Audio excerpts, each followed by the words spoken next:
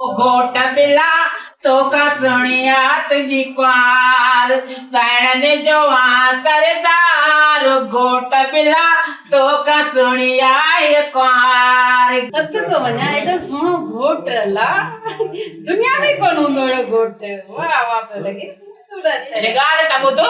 हे जो पढ़ाए थी त मांखे सॾु छो न ॾिनो थी आई मोकिलियो त माए हाणे न मिलियो त पोइ हिन में मुंहिंजो छा मोकिली कंहिंखे मोकिली न्यापो मोकिलियो माए न्यापनि ते इहे कम थींदा आहिनि सॾ शादियुनि जा न्यापनि ते ॾिबाना बाक़ी छा तोखे बैंड बाजन सां न्यापो मोकिलिया को कार्ड मोकिलबो आहे को पाण ॿुधाइण अचां को शहरनि जो चयां अची हाणे हे बिलो तारा कड़ा करे ॾिया मां ॿुधायां थी कुआरे तरह खे त ॾींदसि जवाबु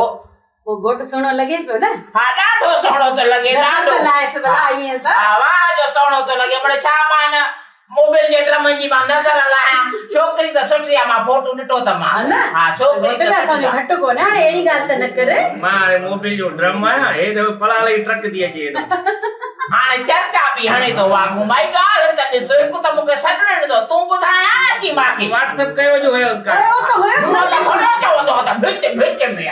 भित में हाय आई को जई को मां थी चवां हिन देगड़े खे अहिड़ो वठी कुटियां करे शर्म ई न अथसि फज़ीलत बेगम अॼो के ॾींहं से तमीज़ सां ॻाल्हाए मां त जहिड़ो बि ॾींहुं हुजे जहिड़ो कंदी मैं हा हा तोखे कम ई कहिड़ो आहे कमु ई कहिड़ो आहे अचे वसायो हुजे त तोखे त मां ॾिसंदसि न 2 रुपया ॾेई जान छॾायो छो 2 रुपया मां को गुलू ॾोण हारा छा त 2 रुपया ॾेई जान छॾाई चङो भला हाणे के झुमरी त हा जुमिर तूं ॿुधायां त मां पंहिंजे हथनि सां पढ़ायां सा न मेहंदी वेंदी हई तसी ज़ाहिरी कोन थी ते हिते त हाणे ई कोन ईंदी आहे न मेहंदी छा ते ज़ाहिर ते मां जहिड़ा हथ तेड़ा पेर मेहंदी जो रंग बि ओड़ो पोइ तुंहिंजो त क्लास फेलो हुयो त मुंहिंजो त क्लास फेलो आहे मूंसां गॾु पढ़ियो आहे तॾहिं त हुज करे आई मांसि न हा पर हाणे अलाह करे त शादी खैर सां थी वञे थोरो मोड़ हेठि कर त ॾिसाए त सही सुठो लॻे थो हा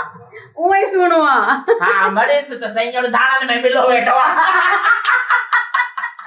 शाबाश थी बा मालकन के वञे पढ़ाई के सा केड़ी वई तो सा कोई न लदो चवंदा ना मरे चवंदा त जे राजा जी